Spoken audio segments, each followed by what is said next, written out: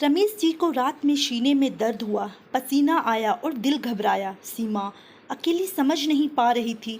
इतनी रात किसे जगाऊं, कहाँ जाऊं, किसे बुलाऊं। बदभासी में पड़ोसी मित्रा जी का ही ध्यान आया। कांपते हाथों से फ़ोन लगाया। सीमा की घबराई आवाज़ सुनकर मित्रा दंपत्ति फौरन चले आए। उन्होंने देखा तो बताया, हार्ट अटैक लगता है। सीमा को ढांढस बंधाया और रमेश जी को अस्पताल में एडमिट करा दिया।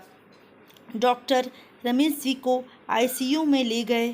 कुछ देर बाद एक जूनियर डॉक्टर रमेश जी के पैंट, शर्ट, चश्मा, पर्स और मोबाइल सीमा को थमाकर जल्दी से वापस चला गया। हक्की बक्की सी सीमा कभी रमेश जी का सामान तो कभी ऑपरेशन थिएटर के दरवाजे पर लगे लाल बल्ब को देख रही थी। उसकी आंखों से आंसू थे और मुंह पर महामृत्युंजय मंत्र त्र्यंबकै यजामहे चल रहा था। मित्रा जी ने अस्पताल की कागजी कार्रवाई पूरी की और सीमा जी को कहा, भाभी आप पैसों की चिंता ना करें, मैंने एटीएम से निकाल कर भर दिए हैं। बच्चे आ जाएंगे तो मैं ले लूँगा। सीमा जी ने कृतज्ञ नज़रों से मित्रा जी का धन्यवाद किया और हाथ जोड़कर बोली, आज आपने भगवान बनकर मेरी मदद की है। मित्रा जी ने पूछा, क्या बच्चों को खबर दे दूँ?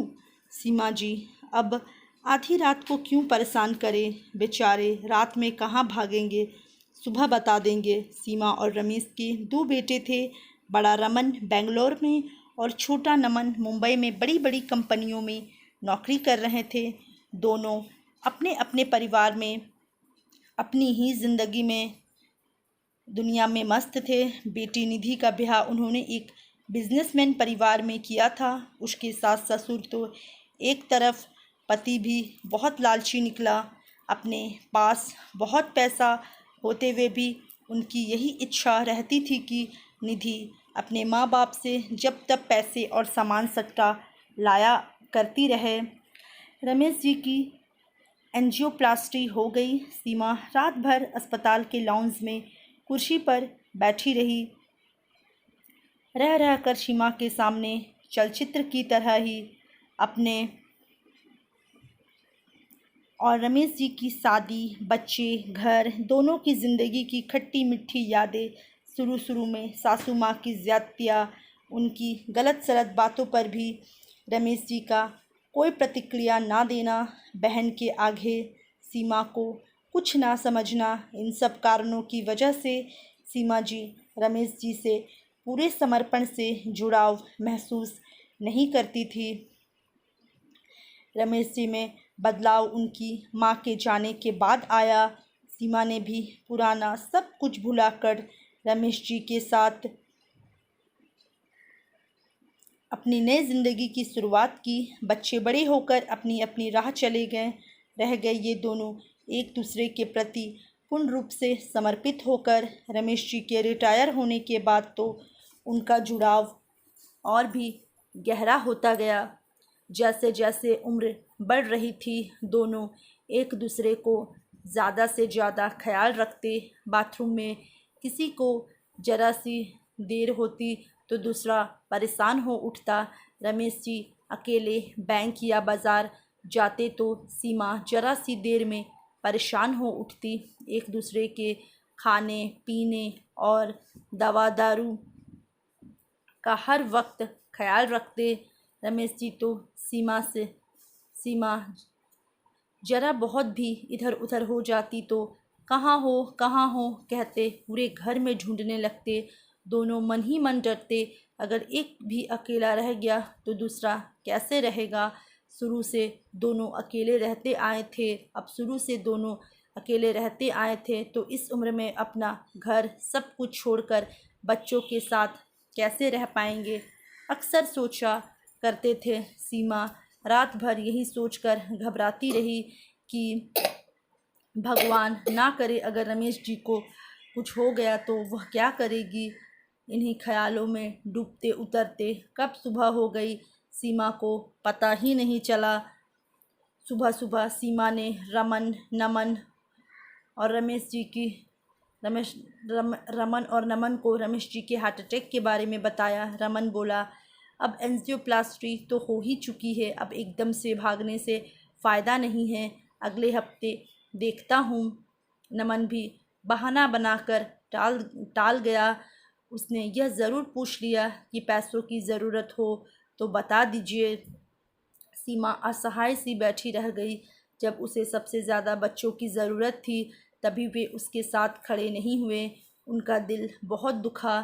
खैर, वह तो सीमा और रमेश अपनी बचत के बारे में हमेशा सजग रहते थे। हारी बीमारी कहकर नहीं आती, यह सोचकर उन्होंने रमेश जी की पेंशन से भविष्य के लिए पैसा बचा रखा था, ताकि कभी बच्चों के सामने कभी हाथ ना फैलाना पड़े। रमेश जी का इंश्योरेंस भी था, सो पैसे की कोई कमी, कोई दिक्कत नहीं हुई। अस्पताल से डिस्चार्ज होने के 2 दिन बाद अचानक तीनों बच्चे आ पहुँचे। सीमा जी और रमेश जी बहुत खुश हुए कि बच्चों को उनकी कितनी परवाह है। बेचारे अपना परिवार छोड़कर आ गए। सीमा और रमेश जी को अपनी सोच पर पछतावा हो रहा था कि बेकार ही अपने बच्चों के लिए गलत और बेफिजूल की बातें सोच रहे थे। जो दर्द बच्चों को माँ बाप के लिए होगा वह किसी पराये को थोड़ी ही ना महसूस होगा। सीमा जी ने रमेश जी की देखभाल में दिन रात एक कर दिया। उनकी सेवा और बच्चों के आ जाने से रमेश जी बेहतर महसूस कर रहे थे। तीनों बच्चे भी काफ़ी टाइम बाद मिले थे। वो भी रमन, नमन अपनी पत्नियों और निधि अपने पति के बगैर, इसलिए बातें ख़त्म ही नहीं हो रही थी। देर रात तक वे बतियाते रहते। एक दिन रात को सीमा जी पानी लेने उठी तो बेटों और बेटी की आवाज़ सुनकर उनके कमरे के आगे ठिठक कर रुक गई। छोटा बेटा नमन बड़े भाई से कह रहा था, भैया दिन यूं ही बीत जाएंगे, अब कल पापा की बिल बनाकर उनके दस्तखत करवा लो। रमन बोला, हाँ ठीक कह रहे हो, इस बार तो पापा ठीक हो गए, अगली बार अगर सीवियर अटैक आया तो बाद में कोर्ट कचहरी का झंझट होगा। आधी तुम्हारी आधी अपने नाम लिखा लेता हूँ। सीमा जी के हाथ पैर कांपने लगे। तभी निधि की आवाज़ सुनाई दी, वाह भाई लोगों, बहुत अच्छे। अरे अब तो माँ बाप की प्रॉपर्टी में बेटी का भी हिस्सा होता है, मेरा भी बराबर का हिस्सा लिखो। मेरी सास और इन्होंने तो मुझे भेजा ही इस शर्त पर है कि अगर पापा को कुछ हो गया तो मैं भी अपना हिस्सा लिए बिना ना लौटूं। सीमा जी में और कुछ सुनने की हिम्मत नहीं थी। वे किसी तरह लड़खड़ाती धम से आकर बिस्तर पर गिर गई। कहाँ चली गई थी, मैं परेशान हो गया था, रमेश जी ने सीमा जी को पूछा। सीमा ने रमेश जी को छाती से लगा उन्हें अपनी बाहों में जकड़ कर कहा, तुम जल्दी से ठीक हो जाओ, वादा करो मुझे अकेला छोड़कर नहीं जाओगे। अरे भाई मैं कहाँ जाऊँगा, तुमने सावित्री बनकर मेरे प्राण जो बचा लिए। रमेश जी ने दुलारते हुए सीमा जी को सोने को कहा। सुबह बच्चे कहीं बाहर गए तो सीमा जी ने रमेश जी को सब बात बताया। दोनों सोचते रहे कि बच्चों की परवरिश में हमसे कहाँ चूक हुई, जो उनके मन में इतना लालच आ गया कि जिन माँ बाप ने उनके पालन पोषण में दिन रात एक कर दिया, अपनी इच्छाओं को ताक में रखकर उनकी हर इच्छा पूरी की, वे उनके मरने का इंतज़ार कर रहे हैं। दोनों ने निर्णय किया कि उनके मित्र रविंद्र जी अपने एनजीओ के लिए बहुत दिनों से उनके 2 कमरे किराए पर लेने को कह रहे थे, जिसमें वे एक नाश्ता का केंद्र खोलना चाह रहे थे, जिसमें वे बेसहारा और गरीब महिलाओं को रोजगार देकर उन्हें अपने पैरों पर खड़ा करना चाह रहे थे, पर सीमा और रमेश जी हमेशा यह कहकर मना कर देते कि बच्चे भले ही साल 2 साल में आएंगे और उन्हें अपने घर में ही आराम ना मिले, ऐसा कैसे हो सकता है।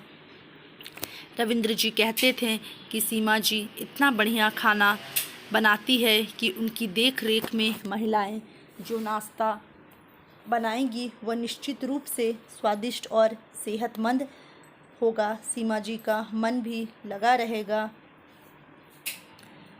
उसका नाम होगा सीमा नाश्ता केंद्र। रमेश जी ने फ़ौरन रविंद्र जी से बात करके 2 कमरे किराए पर दे दिए। फिर उन्होंने अपने वकील को बुलाकर अपनी बिल लिखा दी और उनके बाद उनकी पूरी संपत्ति उनकी पत्नी सीमा को मिले। साथ ही सीमा जी का बिल करा दी कि उनके बाद यह पूरा मकान सीमा नाश्ता केंद्र के पास रहे, जिससे बेसहारा प्रतियोगिता और गरीब महिलाओं की रोज़ी रोटी चलती रहे। बाकी जो बैंक बैलेंस होगा वह तीनों बच्चों में बराबर बांट जाए। रमेश जी ने उन पर मित्रा जी और रविंद्र जी के विटनेस के रूप में दस्तखत भी करा दिए। तीनों बच्चे आए तो रमेश जी ने दोनों की विल उन्हें पकड़ा दी। तीनों एक दूसरे का मुंह देखते हुए वहाँ से चल दिए और वापस जाने के लिए सामान। दोस्तों, अगर आप लोग को ये कहानी अच्छी लगी होगी तो प्लीज़ हमारे वीडियो को लाइक ज़रूर करें और चैनल पर नए आए हैं तो चैनल को सब्सक्राइब करना ना भूलें। इसी तरह की अच्छी अच्छी कहानियों के साथ रोज़ाना मैं आप लोगों से मिलती रहूँगी। तब तक के लिए bye bye, take care, thanks for